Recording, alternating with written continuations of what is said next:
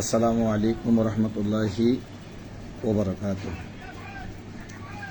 বিসমিল্লাহির রহমানির রহিম। আলহামদুলিল্লাহি রাব্বিল আলামিন ওয়াসসালাতু ওয়াসসালামু আলা রাসূলিল কারীম ওয়া আলা আলিহি ওয়া আসহাবিহি আজমাইন।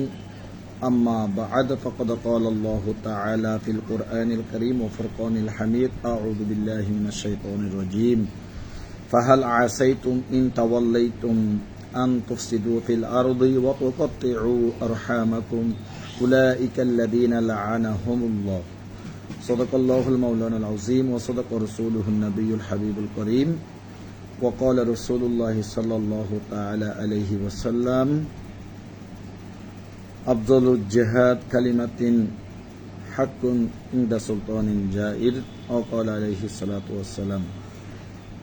আলহামদুলিল্লাহ, আল্লাহ পাক রব্বুল আলামিনের দরবারে শুকরগুজার যে আল্লাহ পাক রব্বুল আলামিন আমাকে সুস্থ রেখে আজকের এই দিন পর্যন্ত আপনাদের সাথে মত বিনিময় এবং দু একটি কথা বলার সুযোগ করে দিয়েছেন। সেই মনিবের দরবারে শুকরগুজার করে বলছি আলহামদুলিল্লাহ, এবং সাথে সাথে লক্ষ কোটি গুণ দরুদ ও সালাম জ্ঞাপন করি ওই রসুলের দরবারে যে রসুল কালকে কিয়ামতের ময়দানে আমাকে আপনাকে যিনি শাফাআত করবেন, সেই রসুলের দরবারে অধিক ভক্তি, প্রেম, ভালোবাসা এবং লক্ষ কোটি গুণ দরুদ সালাম জ্ঞাপন করি। সম্মানিত ফেসবুক লাইভে যারা আমাকে দেখছেন, শুনছেন এবং যারা পরবর্তী শুনবেন, সবাইকে আন্তরিক মোবারকবাদ ও মাহে মুহররমের পহেলা এই যে মুহররম মাসের যে হিজরি নববর্ষের আন্তরিক মোবারকবাদ ও অভিনন্দন শুভেচ্ছা জানিয়ে আজকের আলোচনা এখানে আমি একটু শুরু করছি। এবং সমসাময়িক বিশেষ করে মাহে মুহররম মাসের যে বিষয়টাকে সামনে রেখে কয়েকটি কথা মত বিনিময়ে আলোচনা করে আমি ইনশাআল্লাহ এই সমাপ্তি ঘটাবো।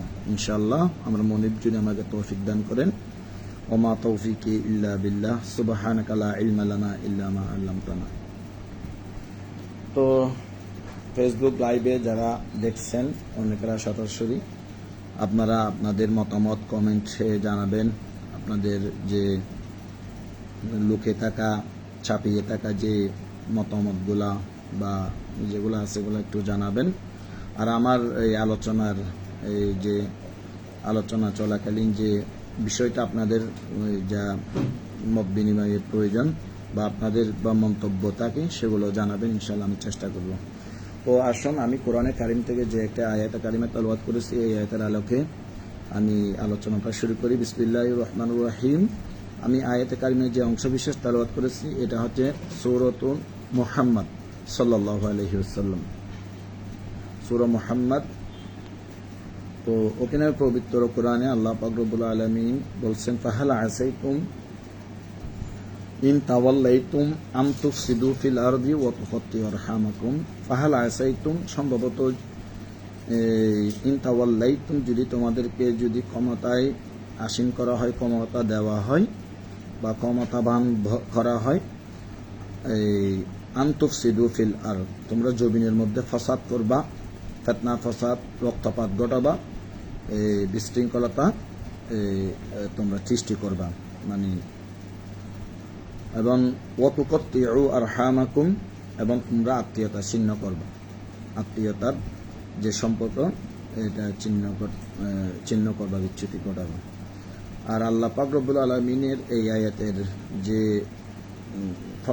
মানে বিষয়টা, চরিত্রটা তুলে ধরার পর এই চরিত্রটা যদি তোমাদের মাঝে হয়ে থাকে, এটার তিরস্কার হিসেবে আল্লাহ কি দিবেন সেটার জবাব এর পরবর্তী আয়াতে দিয়েছেন। একটু কোরআন করলে আপনারা সূরা মুহাম্মদের একেবারে প্রথম দিকে গেলে আপনারা এই আয়াতগুলো পাবেন, এবং ব্যাখ্যা বিশ্লেষণ আর অন্যান্য যেগুলো তাফসীর, তাহকিক, তরকিব যেগুলো আছে এগুলো আপনারা আপনাদের মতো করে নেবেন।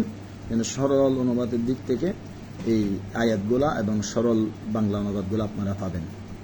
উলাইকাল্লাযীনা লা'আনাহুমুল্লাহ, তোমরা ক্ষমতা আসীন হওয়ার পর আল্লাহ আশঙ্কা করছেন যে তোমরা ইফসাদাত ঘটাবা, জমিনের মধ্যে ফিতনা ফাসাদ, কলহ এবং বিপর্যয় মানে সৃষ্টি করবা। আর ওয়াতুকাত্তিউ আরহামাকুম, এবং আত্মীয়তা সম্পর্ক ছিন্ন করবা। আর এইরূপ যদি বৈশিষ্ট্য যদি তোমাদের হয়, আল্লাহ বলতেছেন তার তিরস্কার হিসেবে আমি তোমাদেরকে উলাইকাল্লাযীনা লা'আনাহুমুল্লাহ, উলাইকাল্লাযীনা লা'আনাহুমুল্লাহ, ওরূপ ক্রাইটেরিয়ার ব্যক্তিগুলো, ক্যারেক্টারের ব্যক্তিগুলো, অর্থাৎ ওইরূপ ব্যক্তির জন্য ওই আচরণ যদি হয় তাদের মাঝে, এবং ওই ব্যক্তিদের জন্য উলাইকা আল্লাযিনা লাআনাহুমুল্লাহ, আল্লাহর পক্ষ থেকে অভিশাপ, লানত বা এটা বলছেন ফাসাম্মাহুম ওয়া আ'মা আবসারহুম, এবং আল্লাহ তাদের এই যে চক্ষু দৃষ্টি এগুলাকে কি করে দেন, এই অন্ধ করে দেন, এবং তাদের চক্ষু দৃষ্টি বা এই যেটা একটা চাওয়ার মতো যে একটা মানে মানে একটা যে থাকে, এই জিনিসটার মধ্যে যে নূর, এটাও আল্লাহ তাআলা কি করে দেন, কি করে দেন, নষ্ট করে দেন। তাহলে আমাদের এখানে যে পয়েন্ট অফ এর কথাগুলো এগুলা হচ্ছে, আল্লাহ যদি বান্দাদেরকে যদি ক্ষমতায় দেন বা ক্ষমতায় যদি আমরা যদি পাই, আল্লাহ আশঙ্কা করছেন বা আল্লাহ বলতেছেন যে তোমরা যদি ক্ষমতায় যদি পাও তাহলে সম্ভবত তোমরা জমিনের মধ্যে এই বিপর্যয় সৃষ্টি করবা, ফিতনা ফাসাদ, মারামারি, রক্তপাত ঘটাবা এবং আত্মীয়তা ছিন্ন করবা। আর এই রূপ যদি হয়, আল্লাহর পক্ষ থেকে তোমাদের জন্য মানে অনিবার্য একটা গজব, অভিশাপ রয়েছে। এটা হচ্ছে মোটামুটি। তাহলে আসুন এই জিনিসটা সূরা মুহাম্মদে যদি পবিত্র কোরআনে কারীম আমাদেরকে যদি নোটিশ দেন, তাহলে এখান থেকে আমাদের শিক্ষার বিষয়টা কি? তাহলে আমরা যখন এই যে ক্ষমতা পাবো বা ক্ষমতা যখন আল্লাহ বিজয়, ক্ষমতা, দৌলত, এগুলো যখন এই দৌলতগুলো যদি আমাদেরকে দান করেন, আল্লাহ তাআলা অন্য আয়াতে বলছেন ফাসাব্বিহ বিহামদি রব্বিকা ওয়াস্তাগফিরহু, তোমরা বেশি বেশি করে তাসবিহ পড়বা, হামদে বারি পড়বা এবং ওয়াস্তাগফিরহু, তোমরা মাফ চাইবা আল্লাহর কাছে। অর্থাৎ এটাকে যদি আর একটু ছোট করে বলা হয়, মানে বিনয়ীতা প্রকাশ করবা। আল্লাহ যদি দৌলত, ক্ষমতা এবং এই বিষয়গুলো যদি আল্লাহ দান করেন, তখন তোমরা বেশি বেশি করে আল্লাহর রুজু হবা, তাসবিহ পড়বা, হামদে বারি পড়বা, আল্লাহর প্রশংসা করবা, ওয়াস্তাগফিরহু, এবং আল্লাহর কাছে ক্ষমা চাইবা। ইন্নাহু কানা তাওয়াবা, তিনি উত্তম ক্ষমাশীল এবং তোমাদের উপর দয়াশীল। তো এটা বলেছেন। আবার মুমিন ব্যক্তি যখন ক্ষমতা আসীন হয়, অর্পিত হন বা ক্ষমতা পেয়ে যায়, তাদের মৌলিক কিছু কাজ রয়েছেন, সে কাজগুলো আল্লাহ তাআলা কোরআনে কিন্তু তুলে দিয়েছেন। বিসমিল্লাহির রহমানির রহিম, আল্লাযীনা ইমাক্কান্নাহুম ফিল আরদ আকামুস সালাত ওয়া আতাউজ যাকাত ওয়া আমারু বিল মা'রুফ ওয়া নাহাউ আনিল মুনকার। অর্থাৎ যখন মুমিনদের কাছে আল্লাহ তাআলা ক্ষমতা দান করেন, তখন তারা জমিনে প্রথম যে কাজটি করবে, ইমাক্কান্নাহুম ফিল আরদ, ইমাক্কান্নাহুম ফিল আরদ আকামুস সালাত, জমিনের মধ্যে নামাজ প্রতিষ্ঠা করবা, নামাজ প্রতিষ্ঠা করবে যদি মুমিন ক্ষমতা পায়। ওয়া আতাউজ যাকাত, এবং যাকাত দিবে, যাকাত নিবে, যাকাতের বিধানটাকে এমনভাবে শক্তিশালী করে আইনি প্রক্রিয়ার মধ্যে এস্টাবলিশ করবে।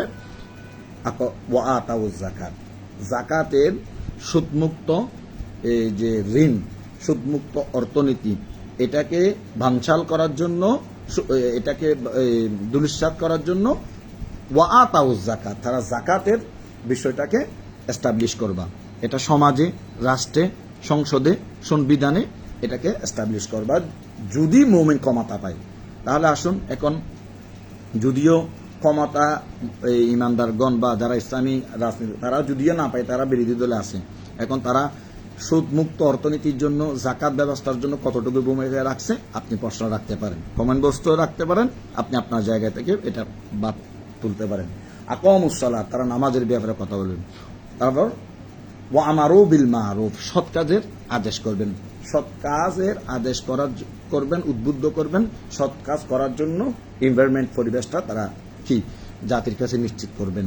ওয়া নাহাউ আনিল মুনকার, অসৎ মন্দ কাজ, পাপাচার, অশ্লীলতা, বাহাইয়ামনা, দর্শন এবং ইয়াবা এবং বিভিন্ন যেগুলা অন্যায়, অমূলক, ঘৃণিত, নিন্দিত, জাতিকে মানে বিব্রত করে এই জাতের মন্দীয় কাজগুলোকে রাষ্ট্রীয় কাঠামো থেকে, তৃণমূল থেকে একদম মানে তৃণমূল থেকে একদম কেন্দ্র পর্যন্ত এটাকে কি বাধা প্রদান করবে, এটাকে রিমুভ করার জন্য যত প্রচেষ্টা আছে সেগুলো চালাবে। সুবহানাল্লাহ, আল্লাহর কোরআন কিভাবে আমাদেরকে এই বিষয়গুলো উদ্বুদ্ধ করছেন। আজকে আমরা কোরআনের হালাকা থেকে, কোরআনের শিক্ষা থেকে, ইবরত থেকে, কোরআনের যে মৌলিক কসসগুলা থেকে, মৌলিক শিক্ষাগুলা থেকে আমাদের দূরে থাকার কারণে আমাদের ভিতরে কোনো নূর নেই, আমাদের আলোচনার ভিতরে কোনো তাহসিল নাই, আমাদের নিজেদের ভিতরে কোনো পরিবর্তন নেই। আমরা সেটাও পারছি না, জাতিকেও আমরা একটা সুন্দর আল্লাহর জীবন বিধান মোতাবেক মানুষকে আমরা নিয়ে আসতে পারছি না। আল্লাহ আমাদেরকে ক্ষমা করুন এবং আল্লাহ আমাদেরকে তৌফিক দান করুন। আল্লাহুম্মা আমিন। তাহলে আল্লাযীনা ইম্মাক্কান্নাহুম ফিল আরদ, মুমিন যখন ক্ষমতা পায় জমিনের মধ্যে নামাজ প্রতিষ্ঠা করবে, ওয়া আতাউয যাকাত, যাকাত প্রদান করবে। যাকাত কি করবে? রাষ্ট্রের যাদের থেকে যাকাত ফরজ হইতে রাষ্ট্র তাদের থেকে যাকাত কালেকশন করবে। যেভাবে আমার আল্লাহ তাআলা কোরআনে বলেছেন, বিসমিল্লাহির রহমানির রহিম, খুয মিন আমওয়ালিহিম সাদাকাতান তুতাহহিরুহুম বিহা ওয়া তুযাক্কিহিম। খুয মিন আমওয়ালিহিম সাদাকাতান তুতাহহিরুহুম, হে নবী আপনি তাদের থেকে তাদের মালের যাকাত কি গ্রহণ করুন, যাকাতগুলো কালেকশন করুন। কেননা ওয়া তুতাহহিরুহুম, এই যাকাত নেওয়া এবং দেওয়ার মধ্য দিয়ে তাদের আমওয়াল, তাদের মাল, ধন সম্পদ, তাদের ব্যক্তি জীবন এবং তাদের জীবনের মধ্যে, হায়াতের মধ্যে বরকা হবে। তাহহিরুহুম, এবং পবিত্র সাধিত করবেন। ওয়া তুযাক্কিহিম, এবং পবিত্র হবে। যাক্কিহিম, এবং বৃদ্ধি বরকত এটা হবে। আল্লাহ আমার রাসূলকে কি করছেন? নির্দেশ দিচ্ছেন, অর্ডিন্যান্স জারি করছেন মুসলমানের জন্য। মুসলমানদের অর্থনীতির ব্যবস্থা কিরকম হবে? সুদমুক্ত একটা অর্থনীতি, যাকাত ভিত্তিক একটা অর্থনীতি। এটা কিরকম? এটার যে একটা সামারি সিনারি আমরা জাতিকে আসলে দিতে পারি নাই। আমরা যাকাত বলতে আমাদেরও একটা ধারণা, তৃণমূলের যারা আমরা স্বাভাবিক মুসলমান ঘরের সন্তান, যাকাত বলতে ওই সদকা ফিতারা আর সামরার টাকা, আর ফিতারা আসলে ফিতারার টাকা, যাকাতের কিছু টাকা, এইগুলা দেওয়া এবং নেওয়া, এতটুকু আমরা বুঝি। আমরা আলেমরা এতটুকু মানুষদেরকে বুঝাইছি, এবং আমরা যারা সাধারণ মানুষ আমরা ওইটুকু বুঝি। মানে এই ইসলামী অর্থনীতি বলতে কি, কিছু যাকাতের টাকা, সামরার টাকা, কিছু এই যে সদকা, বিপদ আপদ আসলে মানুষ সদকা করে, এটা মানে দিবে বলছে। এই জাতের মানে সমষ্টিগত কনসেপ্টটা মানুষের মাইন্ডে এরকম। এটা দিয়ে আবার কিসের কি অর্থনীতি চাঙ্গা করবে, সমৃদ্ধি করবে, তা আসলে এটা না। আল্লাহ তাআলা যে সমৃদ্ধির জন্য যে পথ নির্দেশনা দিয়েছেন, এগুলা বিরানের কোরআনের রন্ধ্রে রন্ধ্রে আয়াতে বিভিন্ন ধাপে দিয়েছেন। কিন্তু এই যে সমৃদ্ধি, অগ্রগতি, উন্নতি সাধিত করার জন্য, অর্থনৈতিক লাভবান হওয়ার জন্য, শোষণমুক্ত একটা সমাজ ব্যবস্থা করার জন্য যে ক্রাইটেরিয়াগুলো আছে, এখানের মধ্যে উল্লেখযোগ্য হচ্ছে যাকাত একটা। শুধু আপনি যাকাত দিয়ে যে কল্যাণ রাষ্ট্র করবেন, তহবিল গঠন করবেন, বাইতুল মাল দিয়ে যে আপনি রাষ্ট্র চালাবেন, তেমনটা নয়। কোরআনে আরো বিভিন্ন, আপনি যখন রন্ধ্রে রন্ধ্রে যাবেন, আল্লাহ বিভিন্ন বিষয়গুলা সিনারিগুলো তুলে দিয়েছেন। ওয়ালাউ আন্না হালাল কুরআ আমানু ওয়াত্তাকাউ লাফাতাহনা আলাইহিম বারাকাতিম মিনান। যাকাতের পাশাপাশি মানুষদের মধ্যে যদি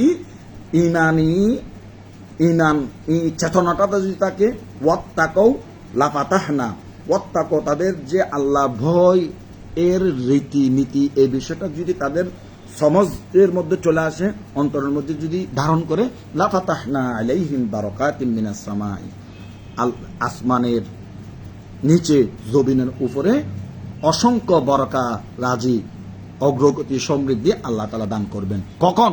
যখন আমানু, ইমানের বিষয়টা এস্টাবলিশ করতে পারবে। ইমানের দাবিতে, ইমানের যে বিষয়টা আল্লাহ যেভাবে বলেছেন, সুম্মাস্তাকামু তাতানাজ্জালু ইন্নাল্লাযিনা আমানু সুম্মাস্তাকামু তাতানাজ্জালু আলাইহিমুল মালায়েকাতু, তোমরা ঈমান আনো, ঈমানের উপর অবিচল থাকার জন্য তোমরা তোমাদের চেষ্টা প্রচেষ্টা চালিয়ে যাও। তখন আল্লাহ তাখাফু, তোমাদের উপর কোনো ভয় থাকবে না, ওয়ালা তাহজানু, কোনো চিন্তা থাকবে না।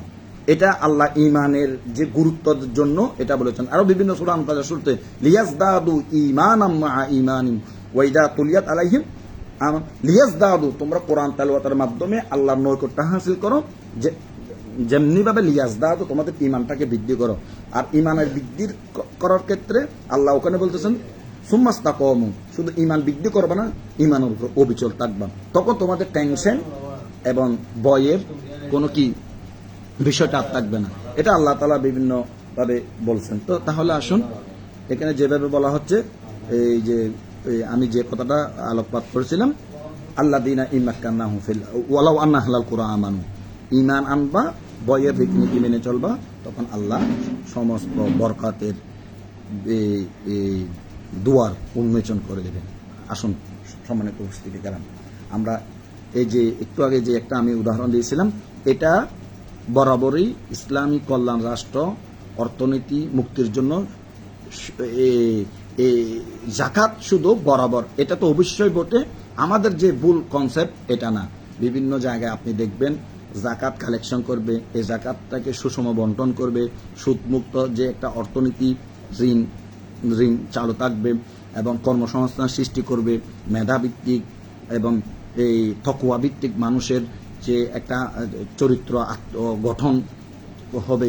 এইভাবে একটা রাষ্ট্রের তৃণমূল থেকে কেন্দ্র পর্যন্ত এই রাষ্ট্রের চরিত্রটা, ব্যক্তিগুলা মানুষের চরিত্র, রাষ্ট্রের চরিত্র এরকম হবে এবং যোগ্য ব্যক্তিকে যোগ্য জায়গায়, প্রশাসনিক জায়গায় ওখানে থাকবে।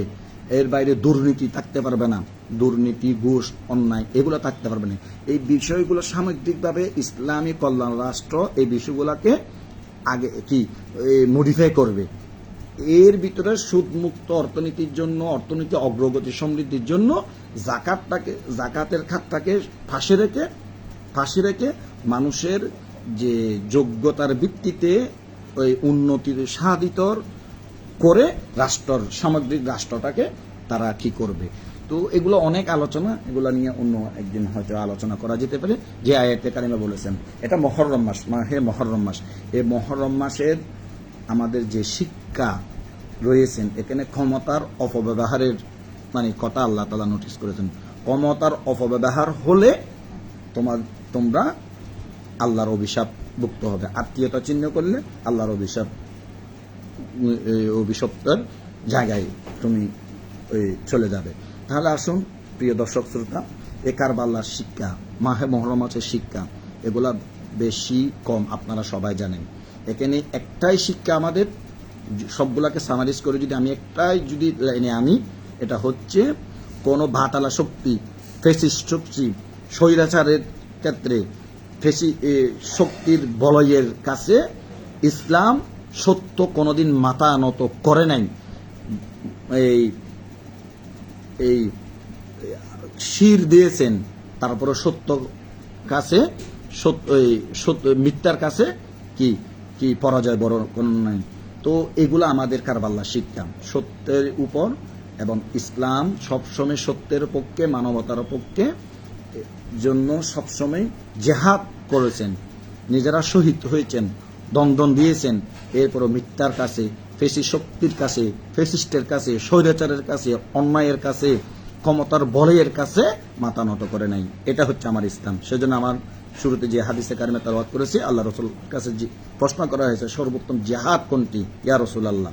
আল্লাহ রসুল বলেছেন, আফজলুল জিহাদ কালিমাতিন হাক্কুন ইনদা সুলতানিন জাইর, অত্যাচারী শাসকের সামনে সত্য কথা বলা, হক কথা বলা, এটাই হচ্ছে সর্বোত্তম জিহাদ। যতই বাধা বিপত্তি আসুক না কেন, পরিবেশ পরিস্থিতি যতই গোলাট হোক না কেন, আপনি আপনার অবস্থানে সত্যের জায়গায় আপনি যদি আপোষহীন দ্বিধাদ্বন্দ্বে সত্যের জায়গায় আপনি সত্যকে ধরে থাকতে পারেন, এটাই আপনার জন্য সর্বোচ্চ জিহাদ। জিহাদ করার জন্য বোমা মারতে হবে না, জিহাদ করার জন্য আপনার কি রাষ্ট্রীয় সম্পদ বিনষ্ট করতে হবে না, জিহাদ করার জন্য আপনার এই যে মানুষের উপর জিহাদের নামে বোমাবাজি করতে হবে না। জিহাদ করার জন্য আপনার যখন পরিস্থিতির আলোকে, সময়ে যখন যেটা প্রয়োজন, সত্যটাকে এস্টাবলিশ করার জন্য, সত্য কথা জারি রাখার জন্য আপনার সবসময় প্রচেষ্টা, কথাবার্তা এগুলা কি চালিয়ে রাখা, এটাই একটা জেহাদ।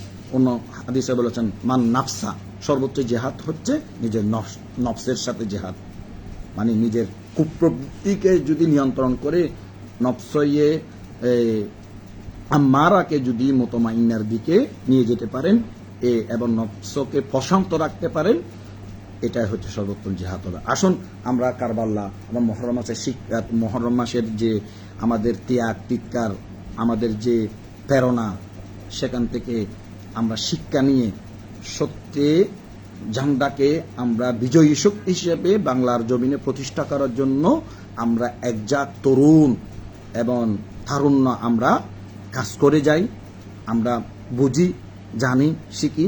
এই সত্যের উপর আমরা সত্যের উপর আমরা সবসময় দাহিয়াম এবং কায়েম রেখে আমাদের বাকি জীবনের সর্বোচ্চটুকু দিয়ে এই মাতৃভূমি বাংলাদেশকে তথা ইসলামের জান্ডাকে আমরা যাতে বিজয় করতে পারি, সেই প্রচেষ্টা আমাদের অব্যাহত থাকুক। আল্লাহ আমাদেরকে কবুল করুন। মাহে মুহররম মাসের অনেক শিক্ষা রয়েছেন, কারবালা শিক্ষা থেকে আরও বিভিন্ন শিক্ষা থেকে আমরা এটাই করব। আমরা ক্ষমতা যদিও পাই, ক্ষমতায় যদি অধিষ্ঠিত হই, তখন আমরা যাতে কোনো জমিনে ফিতনা ফাসাদ না করি, আর আত্মীয়তা চিহ্নটাকে আমরা বরাবর বজায় রাখি। সত্যের উপর আমরা আল্লাহ পাক আমাদেরকে কবুল আর মঞ্জুর করুন। এই আলোচনা এখানে শেষ করলাম। পরবর্তীতে কোনো একটা বিষয় নিয়ে আবারও আপনাদের সাথে দেখা হবে। ভালো থাকবেন, সুস্থ থাকবেন সবাই। এই মাতৃভূমিকে গড়ার জন্য আমাদের সকলের যা যা কিছু রয়েছে আমরা সব কিছু দিয়ে এই দেশটাকে আমরা গঠন করবো ইনশাল্লাহ। এই প্রত্যাশা রইল। সবাই ভালো থাকবেন। আসসালামু আলাইকুম রহমতুল্লাহ।